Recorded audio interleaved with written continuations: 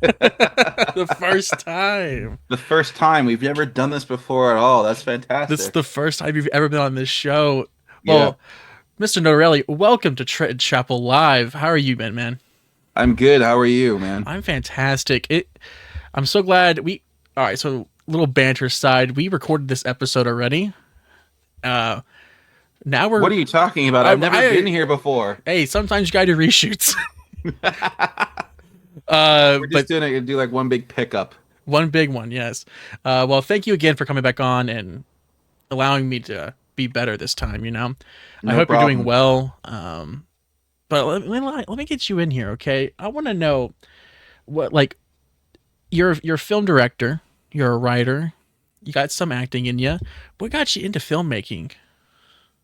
Um, I want to say, when I was a kid, I really was really obsessed with drawing like Plastic Man and Mr. Fantastic, and Mm, when I was drawing them stretching, I got really close to the paper, and I would move along with the crayon to kind of like animate it in my mind, and I think that was probably the beginning of it. Um, I remember I had to have been like maybe 10 years old and I wanted to get a camera because, my parents, I had to do a book report on someone famous. My mom said, you should do Steven Spielberg. He's Jewish. So, because my mom is Jewish. So I was like, fine. So I read that book and everything. yeah. And I'm reading how he got like an 8 millimeter camera when he was a kid and all that. So what did I do? I asked my parents for a camera and they got me a Tyco RC camera with an umbilical cord to the VCR. So I Yes. had maybe about like 3 feet of freedom. There you go. That's And filmmaking right so, there. no, I was a late bloomer. I couldn't film shit. I didn't really start officially making anything until my 20s, but I did make one short film at the age of 16 on 8 millimeter because I took a college prep course. Mm, And I finally saw it for the second time last week. nice. And it's terrible. Oh yeah. Because I'm a narcissist, I'm gonna remake it tomorrow night. There you go. I feel Yeah. like our first films are always the bad ones, but it's from there you learn from them. I mean, it's fine. It's just that I had no concept of framing because Yeah, I don't know if it was basically because I was bad in experience or because I was working with a camera that had a little viewfinder or a lens. I didn't have yeah, a viewfinder and I had a scope. So I'm doing this thing trying to frame up right, and there's a lot of guesstimation there rather than having the modern day LCDs we all yeah, are accustomed to. I'm going to give myself the benefit of the doubt and say that if I had an LCD monitor, I would have done a little bit better. yeah, yeah. What was your first film about? And it was called Stalker. Yeah. So I ripped off David Bowie's "I'm Afraid of Americans," where he's running through New York City getting chased by Trent Reznor. Hmm. And I had one guy getting chased by this other guy, but the twist was that is he there? Is he not there? Is he part of his mind and all that? It was psychological. Oh yeah. I feel like with like first film, I think what was my first film? I want to say mine because I did film in high school and they offered that for us. And my first film was a silent film called The Chase, Hmm. and it's literally just us running throughout the whole school. And then we had a huge twist where I was again all in the mind. No one was chasing me Hmm. because we would have people like That's what we all do. Once you hit like high school and you start watching horror, it's like, I want to do a psychological it's thriller. all It in the was all in the mind. mind. Because I remember that year I had seen The Cabinet of Dr. Caligari and the Mm. tagline was, The madness was in his mind. I go, Yes. ooh, what a twist. And yeah, I thought I could do that. Yeah, I think it's a very interesting cliche of first films is in the mind. Hmm. Even my film Clyde, it's there's a twist ending where it's like, was it all in his head? It And was in his mind. It was all a dream. None of it happened. He's dead the whole it's time. his imagination. It's his Oh my imagination. Yeah. god. So I want to ask you, like, what challenges do you face as a filmmaker? You're filming. You have a thing that we'll get into later. One film a month challenge that you try to do, and Yeah. like, what kind of challenges does that face for you? Like, is The it biggest, budgetary?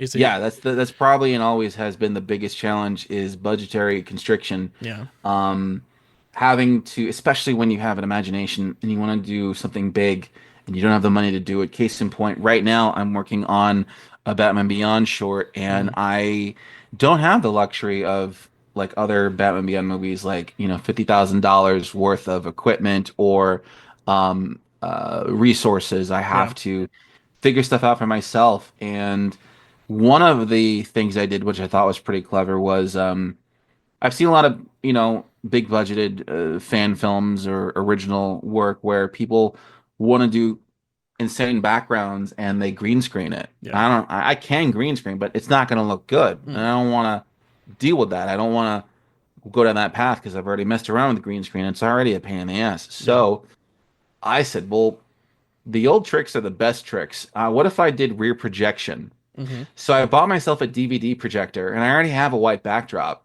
And I have this rooftop scene where Batman is talking to Commissioner Barbara Gordon, and I rear projected scenes from Cyberpunk 2077 There of you just go. my Cyberpunk background, and it's just there. There it is, Yeah. and it looks pretty good. Yeah. I was gonna do a film. It was a Red Hood film, and I was sitting here like I want to incorporate like a motorcycle, but I can't mount my camera on the motorcycle. One, I'm scared to do it, and two, I don't trust anybody. Uh, Bicycle. Bicycle, yeah, ooh. And so you use the bicycle? No, so instead we had our friend bring his bike, like motorcycle over, right? Okay. And then we had the projector up, and we played street like driving by, and we put him there, and then we would have like And it's so much easier because you wind. have complete control of the sequence. Yes, and we matched lighting, and we had like a guy with a light up top on a ladder just Just moving back and forth. Absolutely, yeah. doing that, and it turned out great. It's someone said it. They said it was a director. They said work like it's on the nod of work smarter, not harder. If you can find Exactly. ways, like yeah, green screen's great. I've never messed with green screen. There's a clip in my new movie, The Vermin Within, where it was green screen, and the way we did it made it work. But like I've never made like a film incorporating green I've only screen. done green screen, I think, twice in my movies, but each time it was black and white, Yeah. um, because it's easier for me to color correct. Yes. So when I did Gort in 2021 in January, I Mm, think that was a January release, and then Robot Princess from Planet X and I at love the that end of movie. 2023, those two I used green screen because I was comfortable enough. And even still, it was already a pain in the ass having to color out and make sure that my edges were good. Thankfully, in Robot Princess, we were doing scenes with the Space Ranger, so he has a helmet. I don't got to worry about hair. Nope. I don't got to worry about frillies and frays, none of that shit. So that was a plus. Oh yeah. But I can tell you right now, if I was doing the green screen for my Batman Beyond scene with Barbara Gordon and her hair, that would have been a nightmare Yeah. to do. Yeah. With this Batman Beyond movie you're trying to work on, is it like what is the suit? How are you making the suit? That's a Suit very is incredibly practical. I went full spandex with a helmet. okay. It's a 3D printed helmet. Unfortunately, the helmet's a little on the big side, so it really comes down to framing. Now, I will admit the suit doesn't get a whole lot of action because it's a very dialogue heavy movie, and then Terry gets removed from the suit during the third act, so he's actually fighting outside the suit and everything, which is probably for the best given that the suit itself, I don't want it to look cheesy. Yeah. And it's very easy for just a spandex suit with no padding, no nothing, to look kind of goofy. No. So I use the suit sparingly, but it's there enough that you can kind of get a vibe. And I framed it well enough for all the dialogue scenes that you can appreciate it. Did you think about because with Batman Beyond, that suit, some people have integrated like tech into the suit, made it more almost more Iron Man type. No, I wanted to go full streamline. Yeah. I felt if I'm trying to do Batman Beyond, I should try and be as accurate as possible. Mm, So it's a skin tight spandex suit with airbrushed muscles on it to give dimension and depth. And there's like a hexagon pattern. mm, Um, and then it's got the classic bat and the belt. It's as minimalistic as possible and as cartoon accurate as possible, with the exception of the mouth. There is no yes. mouth on the suit. It's just a straight up like solid piece. Yeah. Um, so it looks accurate. So points on that, but no, I didn't want it to have dimension. I didn't want it to have extra little flappies because what's the difference between that and Dark Knight? Exactly. the bail suit, because that's exactly what the bail suit was. And I've seen people try and do that with Beyond, and it's like, why are you doing that? This is supposed to be in the future. It should be streamlined. All the Yeah. tech should be in the suit already. Yep. If Spider-Man can have tech in his suit, Yes. then why can't Batman? So you're a big fan of Batman. It seems like you have a brand new movie out. Came out last month, The Mhm. Batman. The Batman. Let's go into that. The last time we recorded this, you were in. I think you were in editing for it. Yeah. Now the movie's out. Let's go hmm over it. What? Obviously, the Batman inspired this movie, but what inspired you to want to make this movie?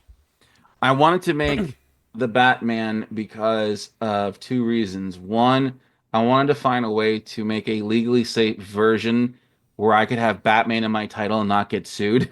Yeah, And two, I wanted to tell a story about a vigilante, and I just didn't want to have to explain a whole lot. yeah. You went We like actually black and don't white, say much about who this guy right? is in the story. He shows up, he fucks shit up, and he leaves. Yeah. Honestly, I love those type of characters too. Like it's more fun when you're having fun making the film, and it's a fun movie. I watched it, fantastic. I want to know what made you want to go black and white with it. I couldn't settle on what color I wanted the suit to be. There you go. I really couldn't. You couldn't feel like all black. I had drawn the character just as so this whole thing started as a bit of a goof. Yeah, I just drew the character in my head and I posted it. I go, ha, take that, lawyers, legally safe version of the Batman. Boom, done deal. And I made a black and white drawing because, again, I didn't know I wanted the colors to be. yeah, And so then I started looking at the drawing and go, I want to do another one. I did another drawing and I go, I'm gonna do one more. I did like three drawings of this damn character, and then I said to myself, huh, maybe I could make it. I wonder if I can get someone to give me some money to do it. yeah. So, um, I talked to one of my friends who invests in a lot of my short films, and he was down. He goes, "Yeah, fuck, let's do it, man." So he gave me what I needed, and then I'm like, "All right, fine. I guess I have to write a script now."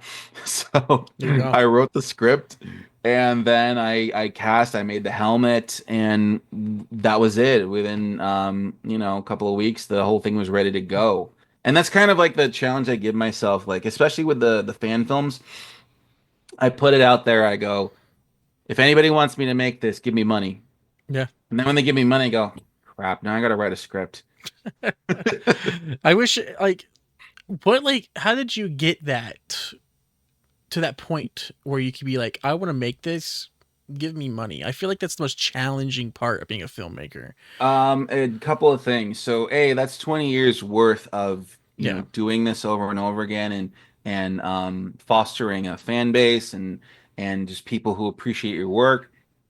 To being a dick. You gotta be an asshole.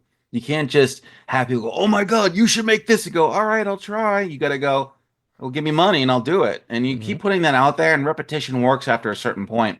And then the third thing is you gotta make sure it's something people want to see that they're willing to throw money at. Yeah. So you got to be able to look down every IP possible, and if you haven't made it already, go, where's a fan base here? And then if there is, you fish around, and then once I put up the GoFundMe, first I fish.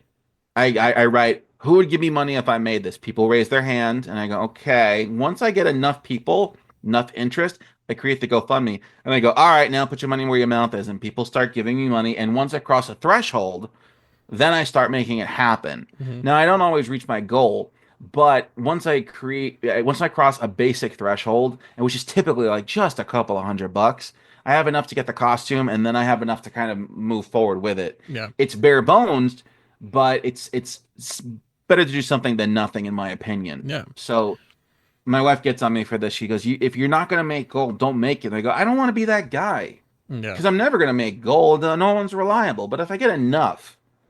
I'm gonna at least try to do it. Yeah. And I want to ask you, like, because you upload these films to YouTube.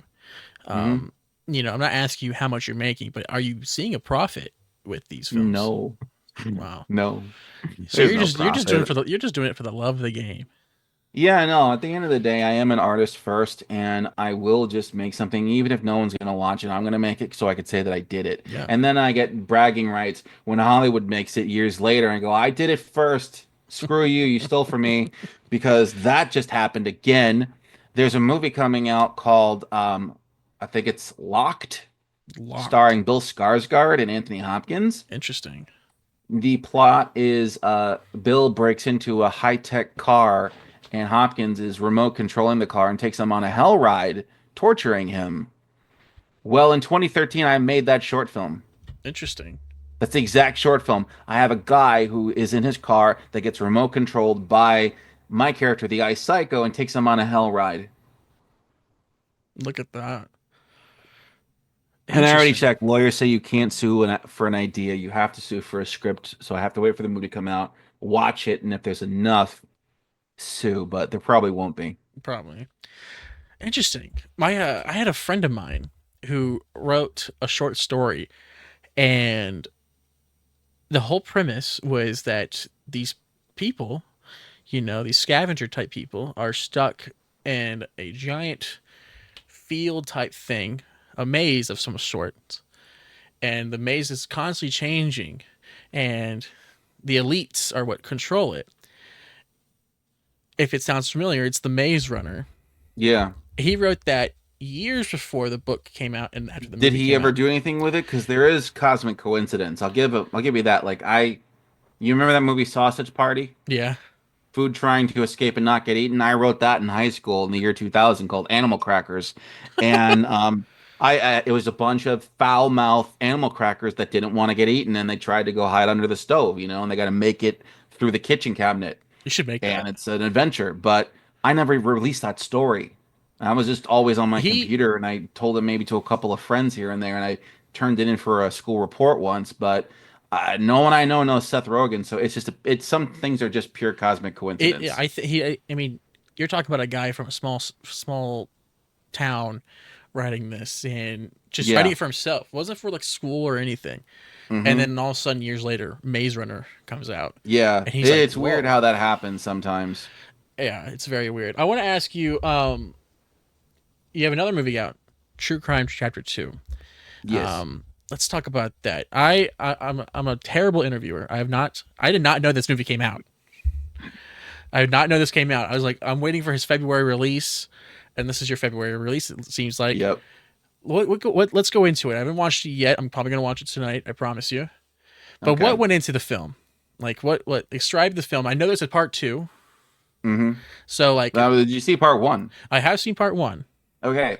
So part two, we follow the brother of a girl who was killed for listening to the podcast, Mm-hmm. and he is trying to uncover the identity of the Metro City slasher who was, depicted on the posters and in the first film Yeah. and everything.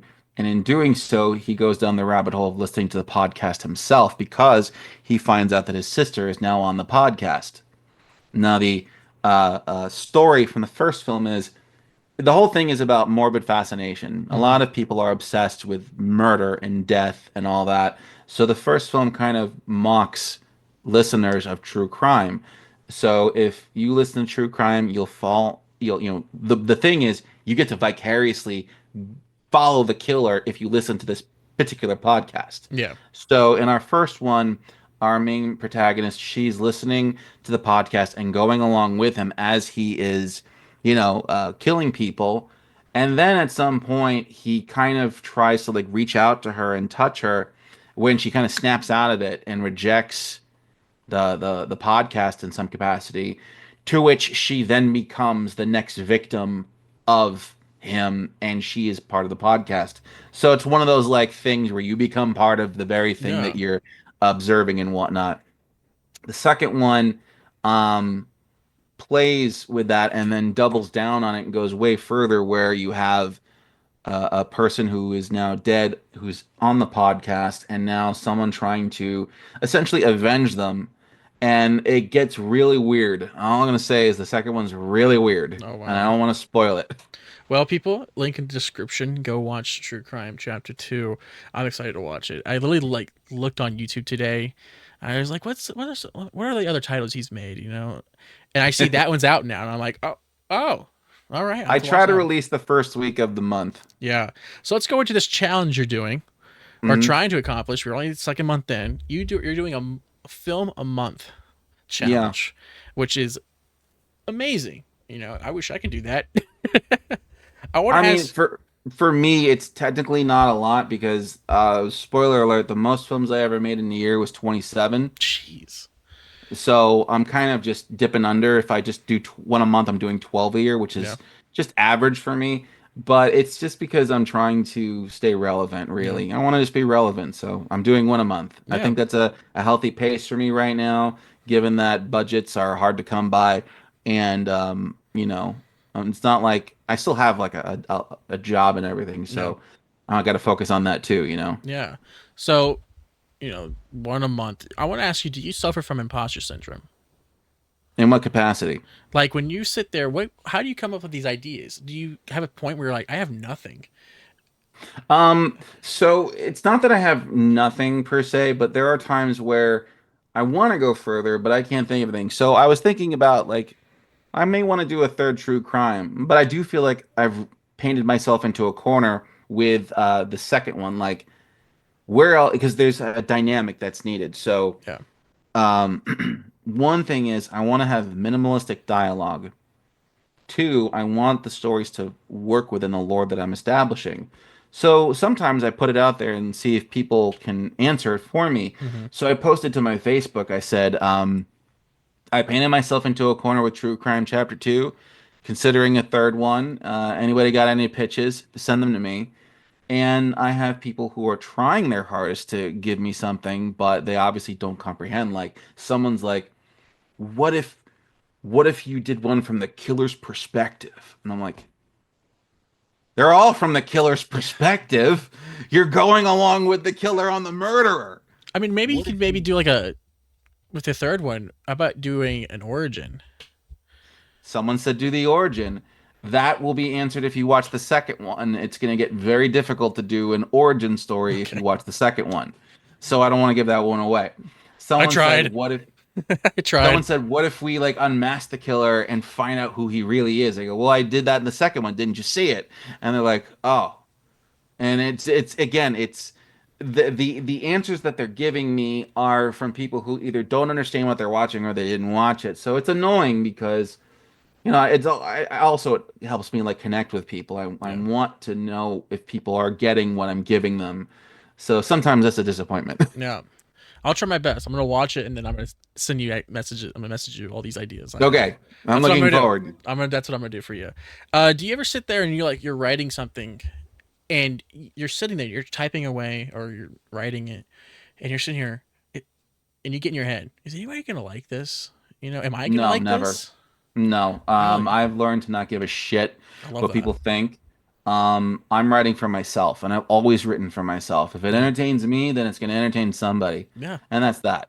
Um, there have been times where I've gone from script to editing the film, and I'm like, this didn't turn out the way I wanted, Yeah. or it's not my best. Like when something is good and something isn't good, or if it's not going to be as good as you hoped it would be. Yeah. But I've never been sitting there and just going, oh man, I don't know. Like I don't even like no. I'm making something to entertain myself, and if I lose faith in it, I'll finish it, see it through to the end, and then I'll go, that's that. Because there are a couple I have that I've made over the years that I thought were good, made them finish them, and I'm like, that could have been a lot better. Oh yeah. I didn't do my best here. And that's not even like after like reflection. That's like upon the final edit, looking at it going, damn, I did the best I could. Yeah. And sometimes it's on set too. Yeah. You're on set and you realize you're like, damn it, this isn't going to be as good as it should be. Yeah. I definitely feel that because with Clyde, that was my very first like attempt at filmmaking at a narrative. I've done Hmm. documentaries. I started off on ghost hunting, so I'm used to doing like that boring, just sitting there waiting for something to happen type feel. I was ghost hunted. Oh, I'm on hunt? Ghost Adventure season 1. No way. Way. So you met Zach Bagans? Yes, I did. Yes, Zach Bagans that came right was, up to me with his Ed Hardy t-shirt and dude. proceeded to ask me questions about the abandoned mental hospital that I was filming in and all the dead bodies that have died there over the century. That was before Zach Bagans like lost his mind. That was season one. Season one, he didn't have a mind when I met him. He's that way. It was ridiculous. I'm on abandoned mental asylum in New Jersey. That was the one. I think I'm episode 4 or 7. I can't remember. No way. Yeah, it's from 2007, 2008, whenever it was. And yeah, I had caught an EVP while I was shooting my first feature film at an abandoned mental hospital, and I had no explanation for it. So, the guy who owned the property, I told him about it, and he goes, "Hey, they're looking for this. I found this ad. You want to check it out?" I go, "Yeah, sure." So I submit. They called me up, and I went there, and I gave him a tour of the hospital, and he comes with his hair like like that, and he's like, so tell me, like, and he's just talking like this to me and everything. Like, so there's like all these like, how many people would you say died here over like the last like 100 years? Oh And I'm my like, I don't gosh. know, probably like 1,000 people. You hear that? Like 1,000 souls are in here. Dude, he's my dream guest on my podcast. I I just want to have a conversation with him. I just would rather you get the couple that cosplay as young him and modern him and make out. oh no. No, it's a husband and wife. That's And they awesome. cosplay as Zach Bagans, and they basically seduce each other as Zach Bagans. Dude, that's They're so on TikTok. funny. That's oh He knows of them. I think he approves. I'm looking it up. It was season you said season 1. It was the Season former one. psychiatric hospital. You said New Jersey, right? Yeah, New Jersey Psychiatric Hospital. Oh my gosh. I have to rewatch that now. I think it's streaming. It's on Max, I think. Yeah, I'm on Max. Great. Hey! That's so funny. Wow. But anyways, that's where I started out was I was doing ghost hunting stuff and I did my own documentaries and I did Clyde and that's when I was learning how to do things. Like at Clyde, have you watched my film Clyde? Uh, I saw. I think you sent me the trailer. okay. Well, if you because I know you saw the trailer for Vermin and Yes. you give me your notes as other directors do. I guarantee it. If you watch Clyde, you're going to tear this film apart. Uh, It's one of those. Like the audio is so bad. Like, no. See, I always account for those things. Like, if it's your first movie, everyone gets a bit of a pass.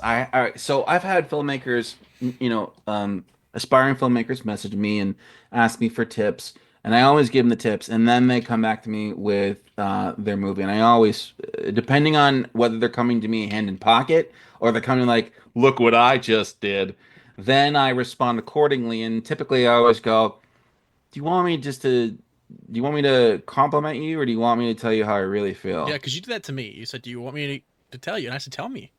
And Yeah. I'm taking your And notes in, man. and obvious, even when like they go, take the gloves off, I'm nice. However, there have been some instances where I get the ego, Hmm. and then the gloves come off, and I'm not nice, and I Yeah, proceed to shred it, and because they're not listening. yeah, I've had people who were like, I had one guy years ago. He's an adult now. But he was a kid back then. He was trying to tell me like how he wanted to do all these things, and I'm like, but he never did anything, and I ripped him to shreds for not being able to self-start. Like, what's your excuse? yeah. So yeah, I'm always trying to be constructive. I don't want to just tear people down and just burn them into the ground if I can't or if I don't have to. Yeah, yeah. Look, you know what? I'll let you burn this thing to the ground. I watched this film. I try to watch it every year before every like time I'm about to start working on a project to like Humble yourself. to humble my like. All right, Yeah. watch this, Trenton. And there's a part where I had I recorded a podcast yesterday with one of the actors from my newest film and that film, and he was telling me stories about he was like he remembers one of the scenes, the most iconic scene, but the audio is messed up because we have a fountain right across from us. But like I'm like at that time I didn't have a monitor. I was going Hmm. straight out of the camera, no headphones on, so I can't hear anything. I'm going in blind, Right. going in deaf, honestly. And you know, we get to the. I'm like, oh, it's so you just hear I in the have that background. problem with my stuff now because I record on a Tascam, Mm-hmm. but I don't plug in headphones all the time.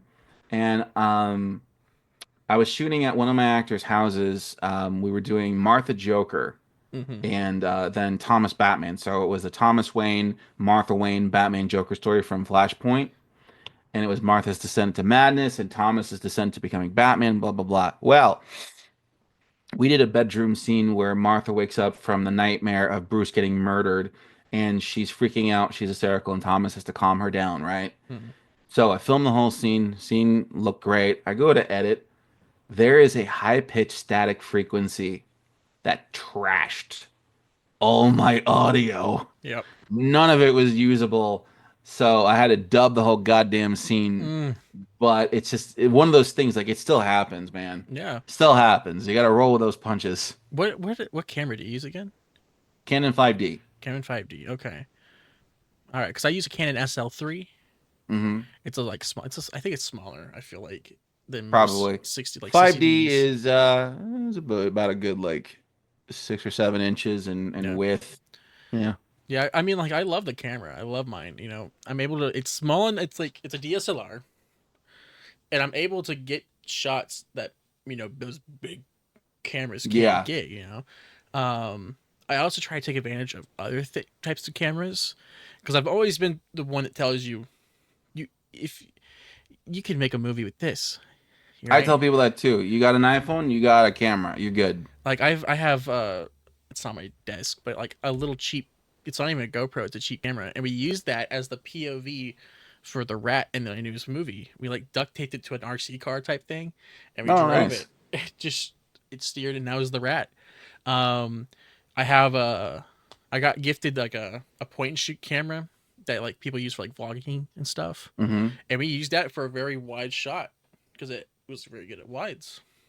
And so we're using all types of cameras, and I'm like telling people, I go, you don't need the biggest gear. And I surprise people because a lot of people don't know how I made this movie, the newest movie we made. They ask me, how did you edit it? They always say Adobe or Hmm. Final Cut. I'm not a fan of Adobe. I'm not. I don't have an Apple device, so I don't use a Final Cut.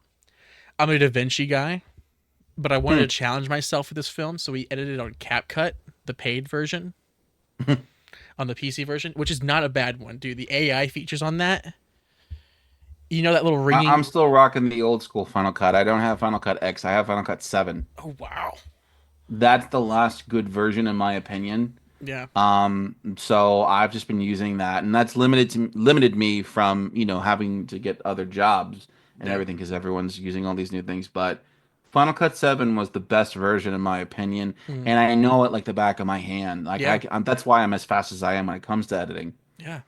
And like, I'm comfortable with all the editing softwares. Like, if you give me time to learn Final Cut, I could probably learn Final Cut. Yeah. Uh, Well, it is idiot proof, and yeah, I'm an idiot, so. Adobe, everything's all hotkeys and just doing all that.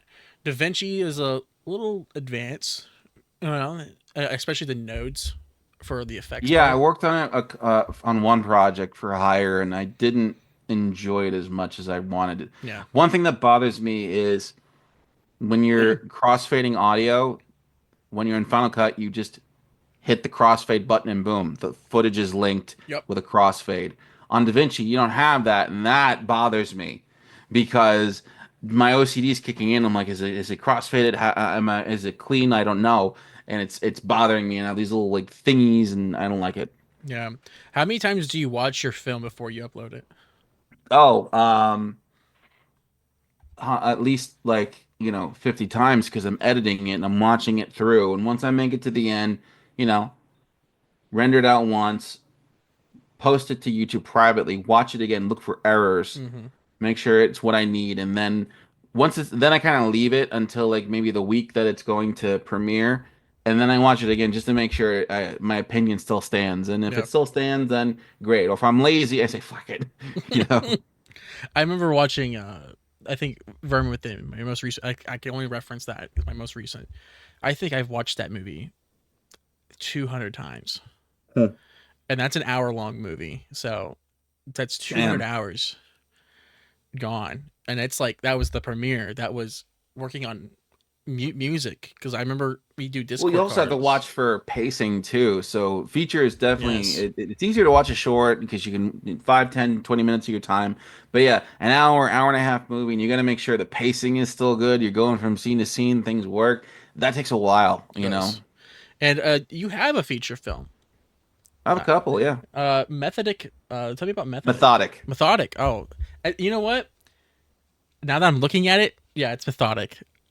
Did you ever get those? You just look at the word, you're like, oh yeah, it's definitely methodic right there. It just sounds like a bad religion, and it's just like I'm Methodic. Methodic. It's We go almost to church on Methodist, Mondays. but we're addicted. Yeah. So tell me about that movie. So Methodic was my first feature. I did it back in 2007, which is where I got the EVP that led me to Ghost Adventures.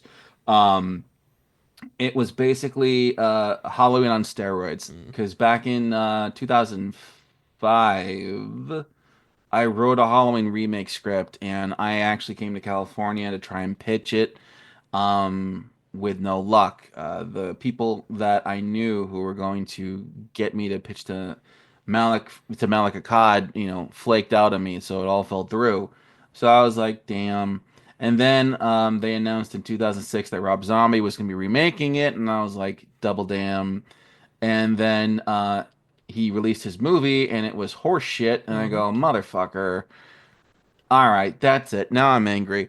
So I basically took everything that I added to the original Halloween script and removed it, and then filled in the gaps with a new story. So you have the bare bones of, kid murders, this time parents, gets locked up in mental hospital, escapes years later, killing spree, right? Except there's new layers to it. He killed his parents. His eldest sister stopped him. He was a boy. And now his youngest sister, who was an infant at the time of the death, she wants closure for the death of her parents and proceeds to, as an adult now, visit him in the hospital, trying to connect with him, and it's not working. Mm-hmm. He then escapes one night and goes after her after she says, "Go fuck yourself" to him. Like, she was trying, couldn't, cursed him out. This prompts him to escape. And then he hunts her and kills people along the way. And then there's a third act twist. Um, the whole movie, um, it's implied that he is demonically possessed, and I'm not spoiling anything, but because it's in the description, he is demonically possessed, Mm-hmm. and the demon that made him do the things that he does is the thing that is driving him. It is called the Doll Man. So that's basically the movie in a nutshell. And I've had plenty of people go, "This is a Halloween ripoff," and I'm like, "Okay, great, you got eagle eyes, fantastic, but what do you want from me?" You know? Yeah. I mean, I haven't a chance to watch it. I was looking at your IMDb and I saw that you have a feature, and I was like, oh, It's on Amazon. I'm gonna watch it. I love good. I'm a huge fan of Halloween. Hmm. It's up there in my favorite horror films of all time. So I love a good rip off, as you say. For me, for Methodic, I always viewed it as I took the instruments of Halloween and played my own song with them. Yeah. Because our score it's a metal score. Like, it's angry and it's aggressive. Yeah. The killer is physically aggressive because he beats people to death. He's not walking around, he'll run you down Yeah. and attack you. And then we have our third act, which is nothing that was in any of the Halloweens personally. Um, I based the attitude of the Doll Man on the T-1000. Okay. So we have like homages to Terminator and Halloween in this one film, but everyone just sees, mass killer escapes mental hospital and just goes Halloween, but ignores everything else. Yeah. Yeah. Well, I'm excited to watch that one. I want to ask you: are there any common filmmaking rules that you just disagree with? Um, no, I mean, I respect the 180 rule. Give me a list of what you think. I'll tell you if I agree or not. 180 rule. The thirds. You know, um, do you ever try to like? Do you ever try like the shape rule? Have you heard of that one? No, what's that? It's basically like you. angle the camera and you try to make shapes. A big one is triangles. Um, Oh, no. I graduated from the school of it looks cool. there you go. So here's a good one. So when I was making Methodic, we have a scene where the camera is positioned where the front door is, looking into the kitchen, Yeah, right? So it's inside the house, but my back was to the front door in the foyer, looking into the kitchen, right? Immediately to my right are the steps that come upstairs. So what happens is one of the characters gets knocked unconscious and is laying on the floor of the kitchen in the foreground, right? They're really small. And then you have the protagonist, our main girl. She comes down the stairs, rounds the corner, sees her sister unconscious. Dollman pops out in the other direction and chases her upstairs. Well, when the girl's laying on the floor, we were filming in August, and we had the kitchen fan on. And my father made a joke. He goes, years from now, some film student's gonna watch this, or some film critic's gonna watch this and say there was some secret meaning to the fan being on. yep. You know? Always. There's always something hidden, man. Yeah. Oh It's my like, what did the gosh. fan signify that it was on in this particular sequence? I It's don't know. like It it was was hot. August. It's It's hot. fucking It hot, was is what hot it as was. You shit not see the outside. sweat on our characters. Oh my gosh. I want to ask you, when you write these characters, these murderers, these superheroes, these deep characters, are there pieces of you in those characters? Oh, absolutely, absolutely. I think about a year or two ago, I was actually talking with one of my friends about like I have my superheroes, my original superheroes, Mhm. and what versions of me or parts of my personality inhabit these characters. And one of them that comes to mind is a character called Blast, and she is, she's a teenage character. She's basically like my Spider-Man, Yeah. essentially. She's 15. She has these powers, or she can shoot energy from her hands and whatnot. And the personality of her. She represents like that version of me at the age of 15 who was rambunctious and a bit of a dork. And but the difference between me and her is that, and I split this between her and her best friend. Her best friend is like, "Hey, you got powers, do something." Because I know if I had powers, I'd do something. Yeah. She's like, "I don't know. I don't know." So her friend's egging her on to become a superhero. She's like, "No, no, you're gonna become a superhero because that's what you do if you have superpowers. You become a superhero, and if you don't, bad things are gonna happen." And she's like guilting her and everything. But she represents a specific part of who I was at that age. Um, and then yeah, so all my characters in all my main characters in some capacity represent a piece of me, either when they were created, when they were revamped as an adult, or what they mean now in their current forms. Yeah. That's nice. Because with my movies, Clyde, I with Clyde, the main character, nothing really happened with me. It was based off of a friend of mine. Hmm. And then with Vermin, the lead character, the Ken character, absolutely, there's pieces of me in there. There's the struggle parts because the character is struggling with You're stuff, always and going to have, your DNA and your fingerprints in whatever it is that you make, whether it comes down to visual style, whether it comes down to how a person talks, whether it comes down to your editing or your choice of music, or just straight up the personalities that are being present. I've based characters on people that I know. I've based characters on parts of myself. I've based characters on just randomness out of nowhere, or like the scene calls for this, and that's it. yeah, But at the end of the day, it all comes from you in some way. yeah. I want to ask you, you're the king of short films, man. You're the king of them. Do you And the feel king of like fan films, allegedly. That's what they say. The king oh of fan oh films. okay, we'll put that in there.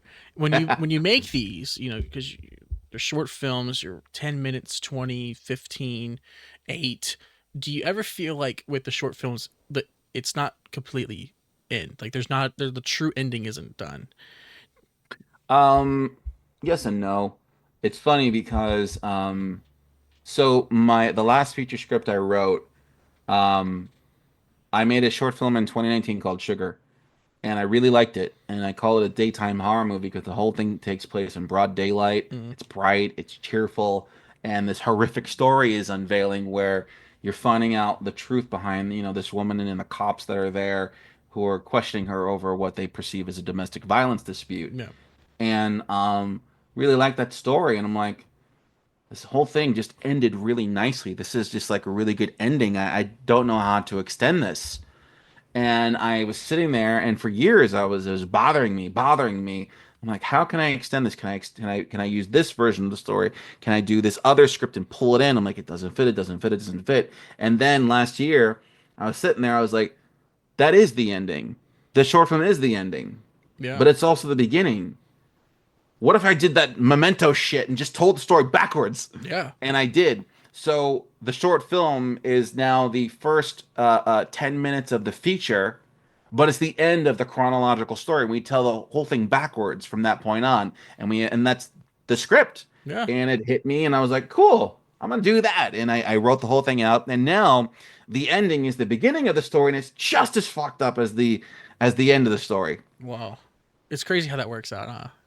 And the same thing happened back in 2009. I did a short film called Adjusted, which was, my homage to Psycho. You have a husband and wife. Wife is cheating on him. She wants to leave him.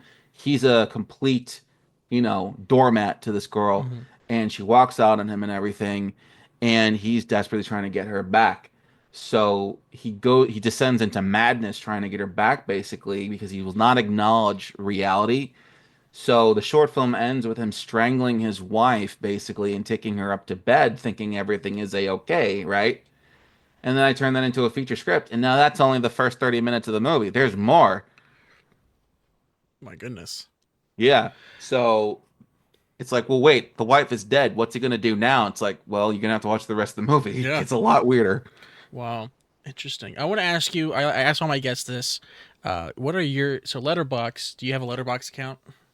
Yes, I do. All right. So Letterbox is known for having the top four. So they are on TikTok and Instagram and YouTube. With they go to celebrities and directors and ask for their top four films and why.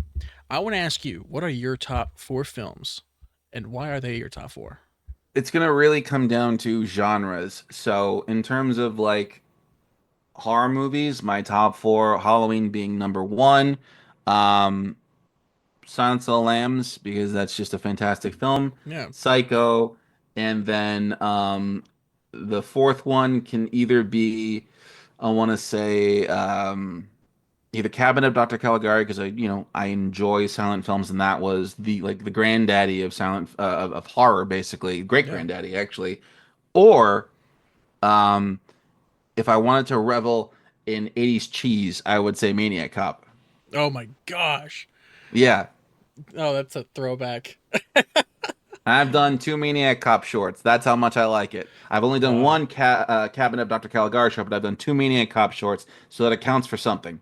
Okay. Now I'm gonna ask you a different question. You have all these films. You have this amazing library on your channel. What are the top four Blinky production films from the Ah, creator? What are yeah, your four favorites? I'm gonna cheat right now and Go find out ahead, man. Go because ahead. I have a playlist on my channel called Director's Choice. So those are like the best of the best, the ones that I actually do like. So I am gonna go there. Now the thing is on the Director's Choice, they're chronological right now. Hmm. So I'm not going to get a I'm gonna have to now decide.